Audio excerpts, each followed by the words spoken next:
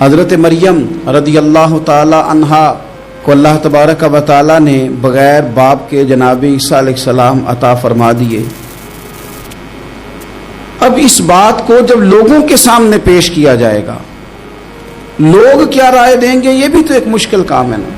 وہ خاتون، وہ پاک باز عورت جس نے اپنی زندگی کے سارے اوقات ہی اللہ کے گھر مسجد میں گزارے، جس کی ماں پاک ہے، باپ پاک ہے، خاندان پاک ہے، اس خاتون کو بغیر باپ کے جب گود میں بچہ لے کے لوگوں کے سامنے جانا ہے تو کن رویوں کا سامنا کرنا ہے، یہ آپ سمجھ سکتے ہیں۔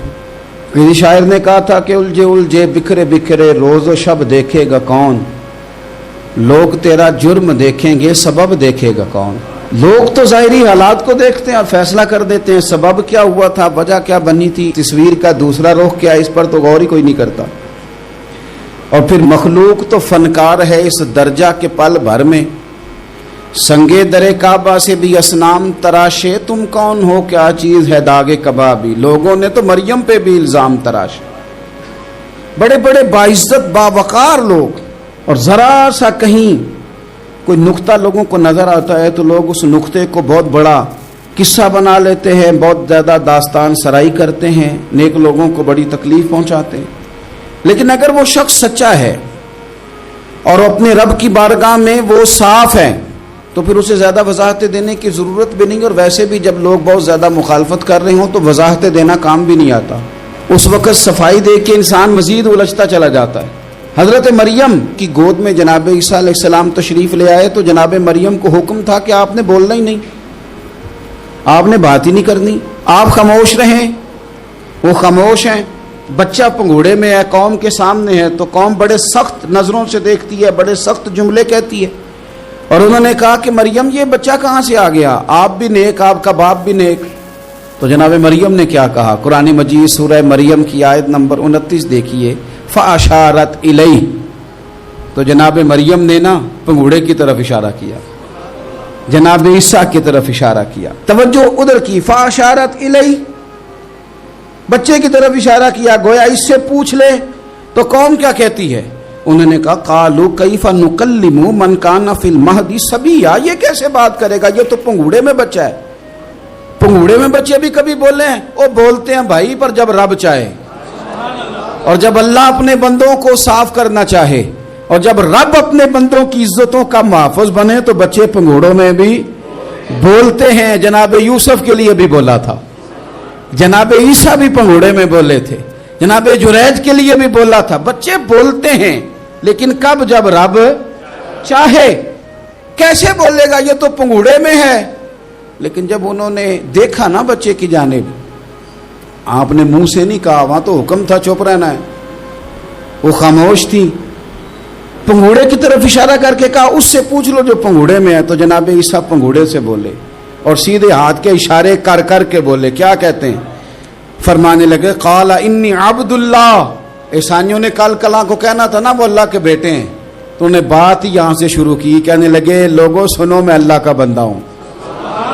بات شروع یہاں سے کی، جو کل بات ہونی تھی آج اس کا اظہار کیا، کہنے لگے انی عبد اللہ، میں اللہ کا بندہ ہوں، آتانی الکتاب، مجھے کتاب دی گئی ہے، وجعلنی نبیّا، اور رب نے مجھے نبی بنا کے بھیجا ہے۔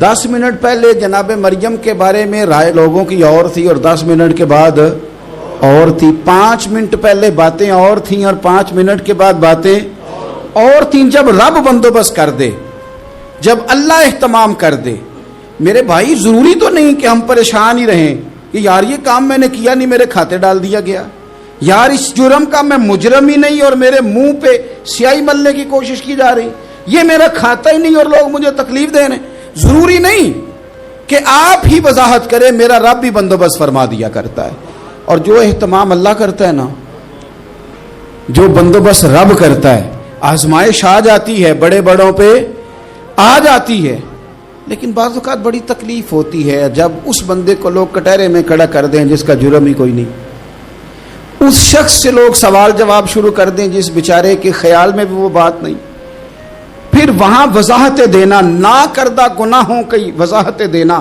یہ بڑا بوجھ بنتا ہے، بڑی تکلیف ہوتی، اور لوگ کرتے ہیں یہ کام۔ پھر اللہ تعالیٰ جب بندوبست فرمائے، صحیح بخاری میں حضرت جریج کا ذکر فرمایا، جریج نفل پڑھ رہے تھے، ماں نے آواز دی، وہ آ نہیں سکے، نماز میں تھے، ماں ناراض ہو گئی، اس نے ہاتھ اٹھا کے کہا اللہ یہ اتنی دیر تک مرے نہ جب تک کسی بری عورت کا منہ نہ دیکھ لے۔ کسی اور کی دعا کے لیے سند نہیں ہے کہ وہ تیرے ہاتھ میں ضرور قبول ہوگی، لیکن ماں باپ کی دعا کے لیے میرے نبی پاک نے سند بیان کی ہے۔ سید عالم صلی اللہ علیہ وسلم فرماتے ہیں جب بھی ماں باپ اولاد کے لیے ہاتھ اٹھاتے ہیں رب ضرور قبولیت کا شرف عطا کرتا ہے۔ تو جہاں سند موجود ہے نا، کچھ افتتاح ابا جی سے بھی کرا لینے چاہیے، کچھ کام شروع کرنے سے پہلے صرف اماں سے ہی دعا کرا لینی چاہیے، یہ والا افتتاح بھی بڑے کام کا ہے کیونکہ یہاں سند بیان کر دیا میرے نبی کریم۔ تو جناب جریج کی ماں ناراض ہو گئی، کہنے لگی اللہ اس نے میری بات نہیں سنی۔ اب تھے تو وہ نیک، لیکن رب کریم کی حکمت کا تقاضا ہے، ماں کی دعا کو بھی قبول کرنا تھا، اللہ نے آزمائش میں مبتلا کر دیا۔ والدہ تو چلی گئی، وہ ایک خیمے میں، ایک کٹیا میں، ایک جھونپڑی میں عبادت کرتے تھے، اللہ کو یاد کرتے تھے، رب رب کرتے تھے، اور لوگ ان کی بڑی تعریف بھی کرتے تھے، لوگ ان کے ارادت مند بھی تھے، عقیدت مند بھی تھے، اہل محبت بھی تھے۔ ایک عورت آ گئی، بس وہ اللہ کی حکمت پوری ہونی تھی، اس نے آ کے پہلے تو انہیں اپنی طرف مائل کرنا چاہا، جب نہ مائل ہوئے تو الزام لگا دیا۔ یہ ہمارے دور کا تقاضا ہے، لوگ پہلے آپ کو اپنے حق میں قائل کرتے ہیں، اپنی فرما برداری میں لانا چاہتے ہیں، اگر آپ نہیں آتے تو پھر وہ آپ کو مجرم قرار دے دیتے ہیں، یا میرے ساتھ چل ورنہ پھر میں تیرے خلاف پراپوگنڈا کروں گا۔ دو ہی باتیں، پہلے اس نے قائل کیا، جب جناب جنید قائل نہ ہوئے تو اس نے قریب ایک چرواہا تھا، اس چرواہے کے ساتھ جا کے منہ کالا کیا، مقررہ وقت پہ بچہ پیدا ہو گیا۔ لوگوں نے کہا کس کا ہے؟ کہنے لگی اس خانقاہ میں، اس حجرے میں عبادت کرنے والے کا ہے۔ اگر کسی دیندار پر ذرا سا بھی الزام لگ جائے تو آپ یقین کریں کہ بڑے بڑے خوفناک لوگ بھی نیک ہو جاتے ہیں، جن کا اپنا سارا ماضی کالا سیاہ ہو وہ بھی اجالوں کے راہبر بن جاتے ہیں، جن کی اپنی زبانیں ساری زندگی آلودہ رہی ہوں وہ بھی بڑے بڑے اعلیٰ سچ بولنے لگتے ہیں۔ اعلیٰ کچے میرے مکان کی دیوار کیا گری، لوگوں نے تو میرے صحن میں رستے ہی بنا لیے۔ بڑے لوگ آ جاتے ہیں پھر بڑا کچھ کرتے ہیں اور بڑے بڑے خوفناک جملے کستے ہیں، بس کو نقطہ جو ہاتھ آ گیا ایسے جیسے گرنے کا انتظار کر رہے تھے۔ اب جناب لوگ اٹھے، احتجاج شروع ہو گیا، شور پڑ گیا، یہ بابا بڑا نیک بنتا تھا، نفل پڑھتا تھا، عبادتیں کرتا تھا، دیکھو اس کا حال کیا ہے کہ اس نے ناجائز بچہ پیدا کیا۔ بغیر تحقیق کے میں کہہ چکا ہوں کہ الجھے الجھے بکھرے بکھرے روز و شب دیکھے گا کون، لوگ تیرا جرم دیکھیں گے سبب دیکھے گا کون، لوگ تیرا جرم دیکھیں گے سبب کوئی غور نہیں کرتا کہ وجہ کیا تھی۔ او بھائی کچھ تو مجبوریاں رہی ہوں گی، یوں ہی کوئی بے وفا نہیں ہوتا۔ الزام لگا دیا، شور ہوا، احتجاج ہوا، دنیا کٹھی ہوئی، ان کا انہوں نے اجرا گرا دیا، مارا بھی، پیٹا بھی، ایک نیک آدمی کو بدنام بھی کیا، برا بھلا بھی کہا، گالیاں بھی دی، جو کر سکتے تھے کیا۔ اب جب سزا دینے لگے نا تو جناب جریج کہنے لگے تھوڑی سی اجازت دیتے ہو، مار تو تم نے دینا ہی ہے۔ کہا جناب ٹھیک ہے دیتے ہیں۔ انہوں نے کہا صرف 2 نفل پڑھنے ہیں۔ اب وہ نفل پڑھ رہے تھے تو لوگ اس وقت بھی کہہ رہے تھے فراڈ ہی کر رہا ہے، دھوکہ ہی دے رہا ہے، چونکہ ذہن بن گیا نا، بدگمانی آ گئی۔ انہوں نے 2 نفل پڑھ کے ہاتھ اٹھائے، کہا اللہ جانا تو میں نے ہے، پر اس رسوائی کے ساتھ جنازے تک نہیں خراب ہو جاتے، قبریں تک نہیں لوگ بدنام کر دیتے، کہ اللہ جانا تو ہے پھر اس رسوائی کے ساتھ تو میری مدد فرما، اب تو میرا کیس تیری ہی عدالت میں ہے، تو رحمت کا دروازہ کھول۔ ہاتھ اٹھائے، دعا مانگی، نفل پڑھے، پورے مجمع پہ نظر دوڑائی، کوئی نہیں تھا سپورٹ کرنے والا۔ کل تک جو کہتے تھے نا تیرے لیے جیئیں گے، تیرے لیے مریں گے، ساری عمر ہی آٹا گدہ ہے، لکھاں کیتے نہیں پیڑے، اب وقت آیا ہی تے محمد بخشا کوئی نہیں ہو بیٹھا نیڑے، ایک بندہ بھی نہیں تھا ووٹر سپورٹر ساتھ دینے والا کوئی نہیں تھا۔ تو جناب جنید بچے کی طرف اشارہ کر کے کہنے لگے کوئی نہیں بول رہا، تو ہی بول کے بتا دے تیرا باپ کون ہے، تو ہی بول کے بتا دے کون ہے۔ اللہ اکبر۔ میرا رب جب چاہے تو بچے بولتے ہیں، رب چاہے تو گونگے بولتے ہیں، رب جب چاہے تو پھر پتھر بھی بولتے ہیں۔ جب کہا نا تو ہی بتا تو بچہ بولا اور بول کے کہنے لگا میرا باپ جریج نہیں، میرا تو وہ ہے جو بکریاں چرانے والا ہے، وہ میرا باپ۔ جب رب کریم نے توفیق دی تو بچہ بول پڑا۔ جب رب بندوبست کرتا ہے کسی کی عزت کی حفاظت کا تو پھر کوئی اسے رسوا کر سکتا؟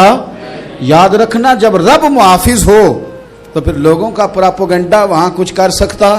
لوگ کئی دفعہ بڑا گہرا جال بنتے ہیں، سازش کا رنگ بڑا گہرا ہوتا ہے، عام سادے آدمی اس کو سمجھ نہیں پاتے، اس پراپوگنڈے کا حصہ ہو جاتے ہیں، انہیں پتہ ہی نہیں چلتا یہ بات دراصل کیا کی جا رہی ہے۔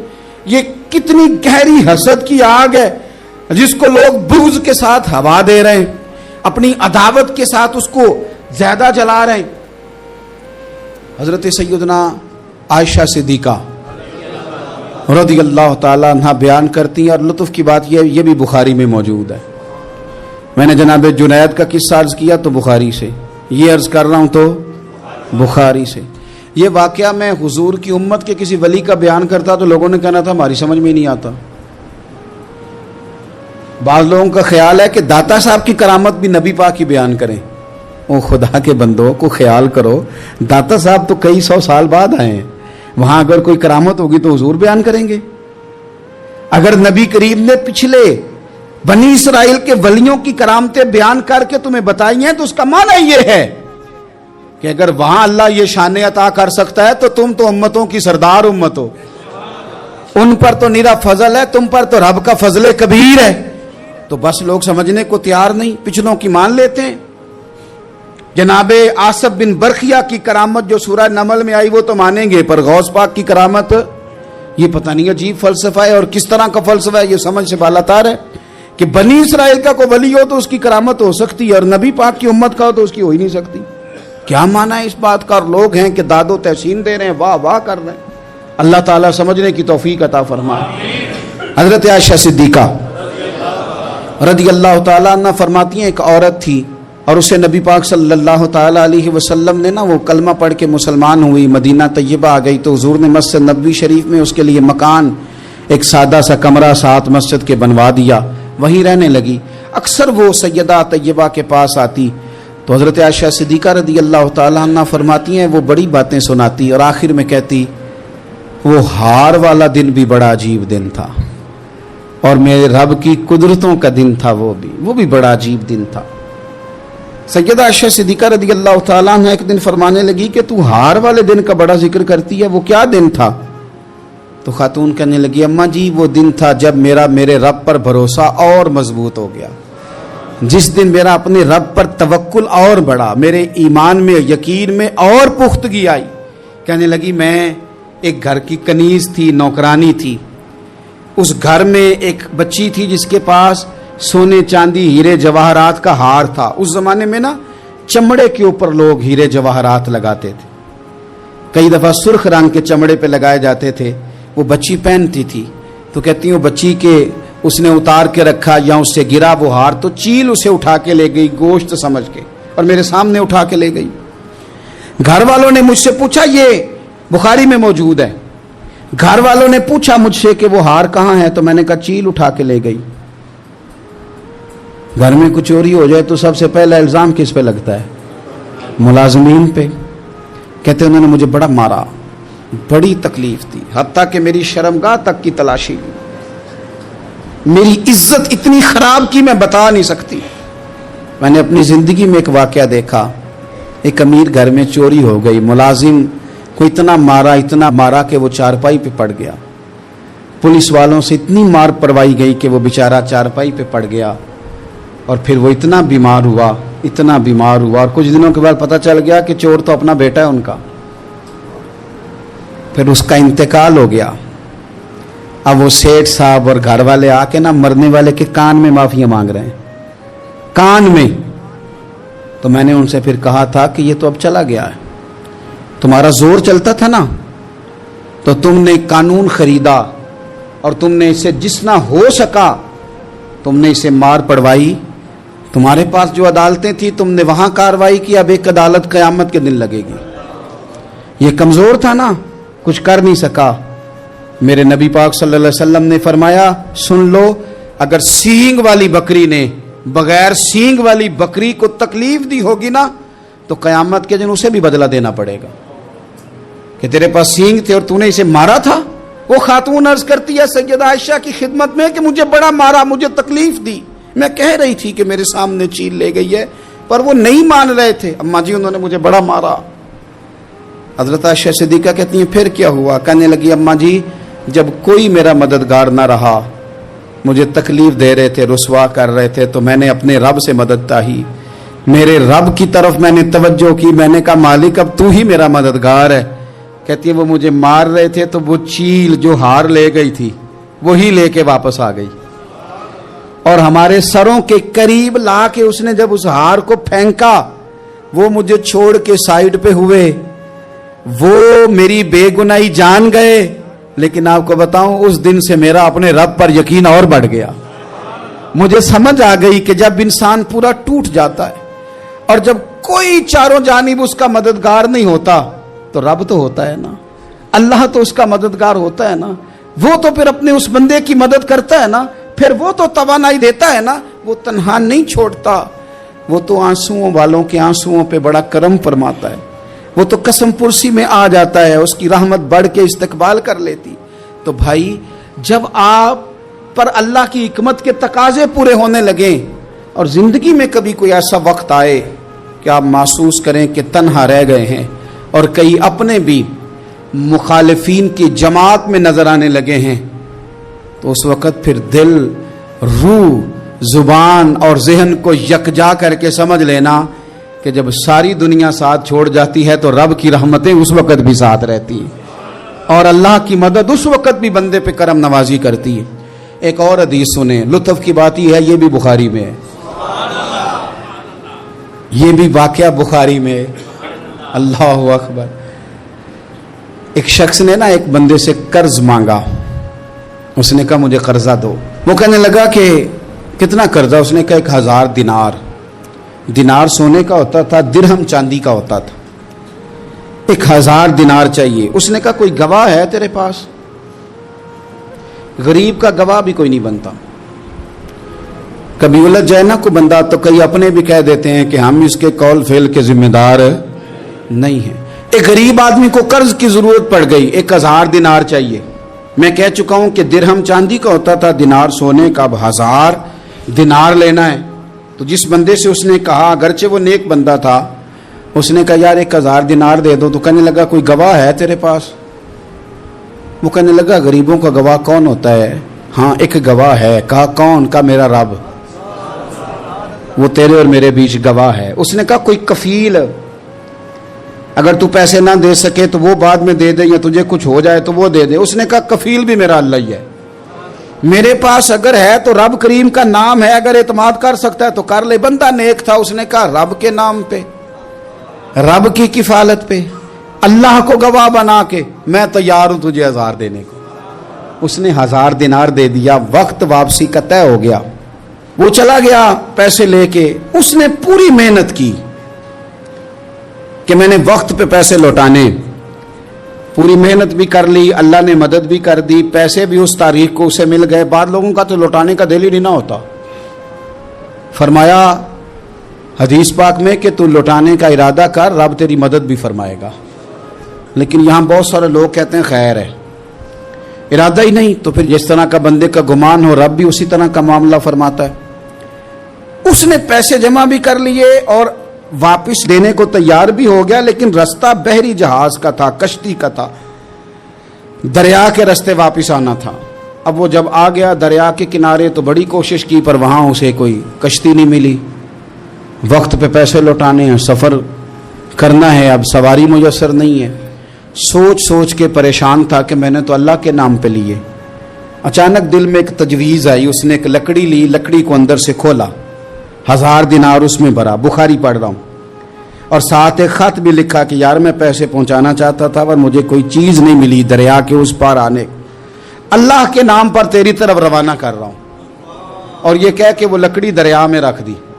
وہ لکڑی ڈوب گئی ہے, واپس آ گیا. وہ جس نے پیسے لینے تھے وہ عین مقررہ وقت پر دریا کنارے آیا. صبح سے سر شام تک اس نے انتظار کیا، دل ڈھلنے لگا تو دل میں خیال آ گیا کہ یار نہیں، اس نے دینے ہی نہیں، جھوٹا وعدہ کر گیا، پہنچا ہی نہیں وقت پہ۔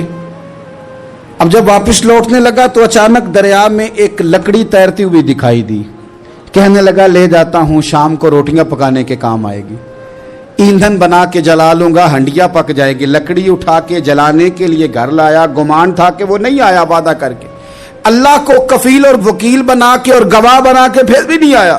لکڑی لے کے گھر گیا، بخاری ہے، اور جب اس کو چیرا نہ کہ میں اس کی آگ جلاؤں گا، کھولا تو اندر سے 1000 دینار بھی نکل آیا، خط بھی نکل آیا۔ اب ذرا سمجھنا، اس کے دل میں بات کس نے ڈالی کہ تو لکڑی میں پیسے ڈال دے؟ اللہ نے۔ اس بندے کو مقررہ وقت پہ کنارے بھیجا کس نے؟ لکڑی صرف اسی کے ہاتھ آئی تو یہ بندوبست کیا کس نے؟